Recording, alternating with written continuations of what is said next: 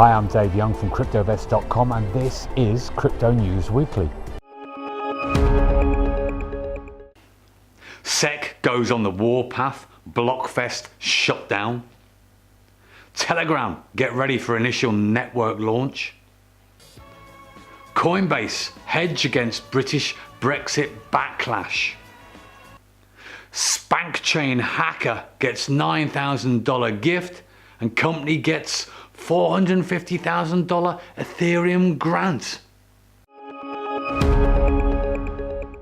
The American Securities Exchange Commission, SEC, has been intensifying its investigations into ICOs and widening the spread of subpoenas being issued.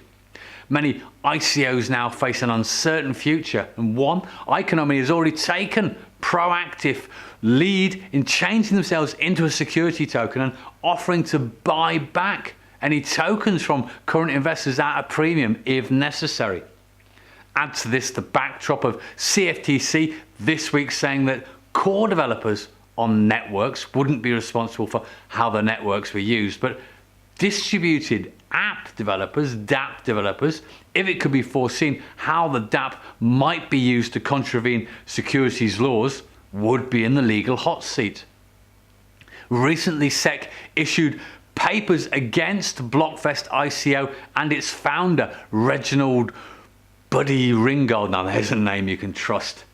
They claim the project had been going to investors and saying they were fully SEC compliant and had been approved. The company claimed within their papers and their project to have a fully compliant crypto exchange and index fund.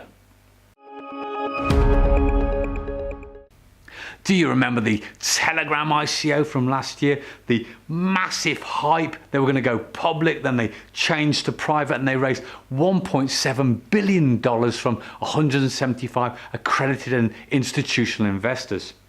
And for those of you who've been living under a rock, Telegram is the privacy communication app, like a secure WhatsApp, formed by the Durov brothers, Pavel and Nikolai, who formerly did VKontakte in Russia.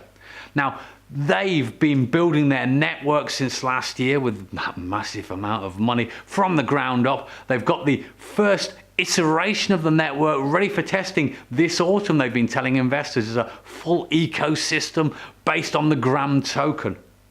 Also, the company's been successful in its first round legal defense in America against the startup Lantar, who claimed Gram token was theirs on the basis of an ICO they held before Telegram that failed to raise any money actually for the Gram token. The dancing queen Theresa May has been demonstrating her lack of agility and poise in being able to negotiate a deal between the Northern Irish Unionists and the hard Brexit side of her own party to try and mitigate and prevent Britain crashing out of the EU without any trade agreements. Now, this uncertainty is even spilling into the world of cryptocurrency. Coinbase, who recently opened an expensive London base to center their European operations and expand into the new markets, suddenly realized they have a risk of being outside the EU with their own European headquarters. Now, Plan B springs straight into action. They've rushed out and got themselves a nice office in Dublin, which could become the European headquarters if London loses its ability to be able to deliver.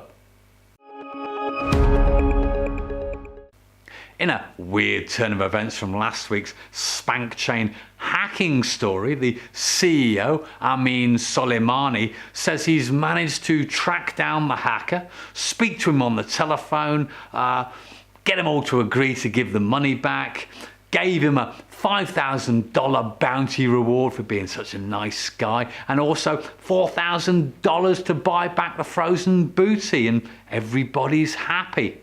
In his Twitter account, he even said, "Ooh, isn't it a pity we didn't get hacked earlier? We've had so much publicity."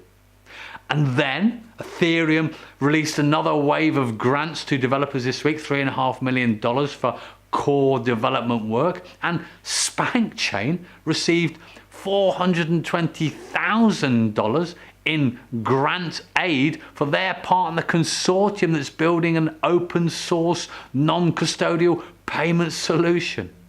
Weirder and weirder. I'm Dave Young from CryptoVest.com, and this was Crypto News Weekly. If you like what we're doing, show us some love. If you want to stay on top of the news, subscribe to the channel. Stay current, stay valid, stay tuned. Till next time.